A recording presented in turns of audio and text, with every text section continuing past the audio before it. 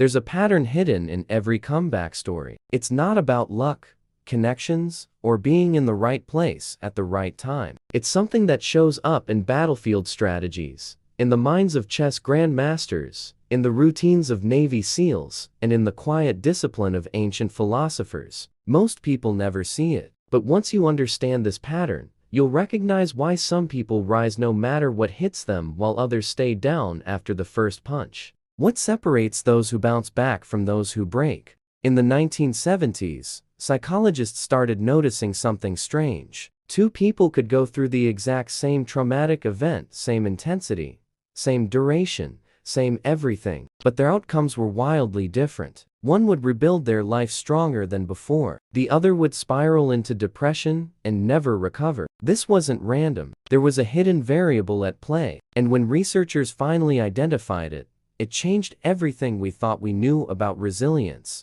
The difference wasn't personality. It wasn't genetics. It was a specific belief system about control. Some people believed that outcomes were determined by their actions. Others believed outcomes were determined by external forces. This single distinction predicted everything: career success, relationship quality, mental health, even lifespan. The people who took ownership even when things weren't their fault were the ones who kept winning. Because ownership gives you power, blame gives you excuses. Think about how a hacker approaches a lock system. They don't complain that the firewall is unfair. They study it. They test it. They find the weakness and exploit it. Every obstacle is just information. Every failure is feedback. This mindset was embedded in Roman military doctrine. 2,000 years ago, legions would analyze every battle, win or lose, with brutal honesty. No ego, no excuses, just patterns. And those patterns became their playbook for domination. Here's what most people miss. Your brain is constantly looking for evidence to confirm what you already believe. If you believe the world is against you, you'll find proof everywhere. If you believe you can figure anything out, you'll find solutions everywhere. Same reality, different filter. High performers don't have an easier path, they have a better operating system. And that operating system can be installed. It starts with one decision. Stop asking, "Why is this happening to me?" and start asking, "What can I do with this?" The Stoics understood this at the deepest level. Epictetus was born a slave. He had every reason to believe life was unfair, but instead, he built a philosophy around the only thing he could control: his response. That philosophy outlasted empires, and it's just as relevant today, because the world still doesn't care about fairness, but it responds to people who refuse to be victims. How do winners decode failure while others just feel it? Most people treat failure like a disease, something to avoid, deny, or forget as quickly as possible. But there's a small group that does something completely different. They treat failure like a crime scene. They investigate. They collect evidence. They reconstruct exactly what happened. And they walk away with something priceless: a map of what not to do next time. This approach has been weaponized in the highest levels of military operations. Special forces units have a protocol called after-action review. After every mission successful or not, the team sits down and dissects every decision. What worked? What didn't? What could kill them next time? No rank matters in this room. A private can challenge a colonel's call, because the goal isn't to protect egos. It's to stay alive and complete the mission. This single practice has saved more lives than any piece of equipment ever built. Now think about how this applies to business, relationships, health, or any goal you have. Every time something doesn't work, you have raw data about reality. You just tested a hypothesis, and reality gave you an answer. But most people don't collect that data. They just feel bad about it. They internalize the failure as identity instead of extracting it as intelligence. And that's the difference between someone who tries once and quits versus someone who tries 20 times and breaks through. Consider how top-level chess players prepare. They study their losses more than their wins. They build databases of every mistake they've ever made. And before a big match, they review those patterns obsessively. They're not dwelling on the past. They're programming their intuition. So when a similar position appears on the board, their brain fires a warning: "I've seen this before. It's a trap. That's not talent. That's deliberate pattern recognition. There's something deeper happening here. When you systematically analyze failure, you remove its emotional power. Fear of failure is what stops most people from even starting. But when failure becomes data, when it becomes part of your process, the fear dissolves. You're not afraid of falling anymore because you know exactly how to learn from it. And that's when you become dangerous. Because someone who isn't afraid to fail is someone who can't be stopped.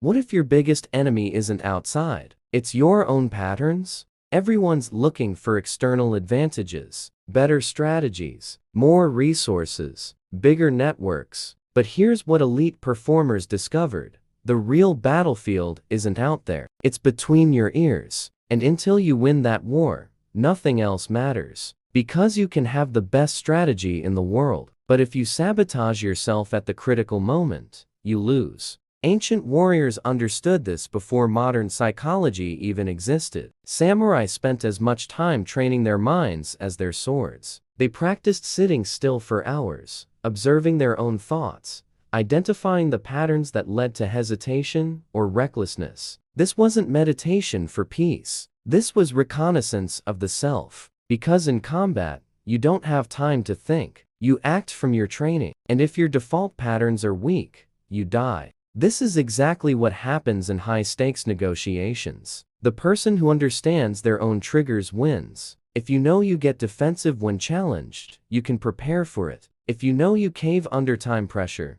you can build protocols to slow yourself down. Self-awareness isn't about feeling good. It's about removing blind spots. And blind spots are where you lose. Modern neuroscience backs this up completely. Your brain runs on automatic programs most of the time. You're not consciously deciding how to respond to stress. Your amygdala is. You're not consciously choosing to procrastinate. Your dopamine system is avoiding discomfort. These programs are running in the background 24/7. And if you don't reprogram them, you're just a passenger in your own life. High performers aren't passengers. They're engineers. Here's the game-changing insight. Once you map your own weaknesses, you can design systems that compensate for them. Struggle with focus? Remove distractions before you start working. Make bad decisions when tired? Schedule important choices for when you're sharp. Quit too easily? Create commitment devices that force you to push through. Discipline isn't about willpower. It's about architecture. Build better systems. Get better results. The monks who spend years in silence aren't escaping reality. They're mastering it. Because once you control your internal state, external circumstances lose their grip on you. You can be in chaos and stay calm. You can face loss and stay clear. You can be under pressure and still execute. That's not superhuman. That's what happens when you stop fighting the world and start mastering yourself. If this resonates with you, drop the word mastery in the comments. What's one mental pattern you know you need to reprogram? Hit that like button if you want more of this, and subscribe to keep going deeper with me. Why do the best perform better when stakes are highest? Pressure breaks most people, but it does something else to a select few. It sharpens them. They don't just survive high-stakes moments. They come alive in them. And it's not because they're built different. It's because they train different. They understand something about human psychology that gives them an unfair advantage when everything's on the line. Look at how elite athletes operate in championship moments. The game's tied. Seconds left. Everyone's watching. Most players feel crushing weight. But champions feel something else, opportunity. Because they've simulated this exact moment hundreds of times. Their nervous system learned that pressure isn't danger. It's a signal to activate peak performance mode. This is called stress inoculation, and it's available to anyone willing to train under fire. There's a zone that performance psychologists call optimal challenge. It's where difficulty is high enough to force growth, but not so extreme that it destroys you. Winners spend most of their time in this zone. They're not comfortable. They're not overwhelmed. They're right at the edge, where skills expand. And over time, what used to be impossibly hard becomes baseline. That's not motivation. That's strategic discomfort. Think about how world-class poker players operate. They're making million-dollar decisions with incomplete information while everyone's staring at them. And they stay ice cold. Why? Because they've trained their emotional regulation like a muscle. They practice noticing stress signals without reacting to them. They've built mental protocols. When pressure rises, breathing slows, focus narrows, thinking becomes clearer. It's deliberate, it's repeatable, and it's why they consistently win. Here's the truth nobody wants to hear. You don't rise to the occasion. You fall to the level of your training. When pressure hits, you default to your most practiced behaviors. If you've been coasting, you'll crumble. If you've been training, you'll execute. There's no magic switch. There's only preparation, and opportunity. And the people who always win understand this completely. The Spartans weren't superheroes. They were humans who refused to train casually. They lived like the battle had already started. And when war came, they'd already won it in their minds. 1,000 times. You have that same choice right now, because your next high-pressure moment is coming. And when it arrives, you'll either be ready or you'll wish you were. Drop the word unstoppable in the comments and tell me, what's the highest pressure situation you're facing right now? And how are you training for it? If this shifted your perspective, smash that like button, subscribe to this channel, and share this with someone who needs to hear it. There's more to uncover and you're just getting started.